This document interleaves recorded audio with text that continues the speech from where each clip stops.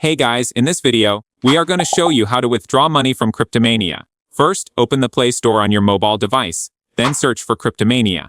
Next, tap on the app to open it. It is important to know that CryptoMania is just a trading simulator, which means all the coins or credits in the app are virtual. You cannot withdraw them or convert them into real money.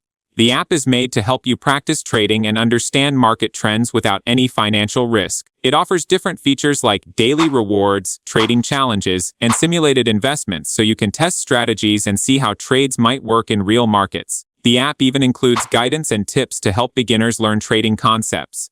While you can enjoy building your virtual balance and trying new strategies, it's important to remember that no real money is involved, and all the activity is for educational and practice purposes only. This way, CryptoMania gives you a safe environment to gain experience and confidence before dealing with real trading platforms. Thank you guys so much for watching. I hope you got some value. See you in the next one.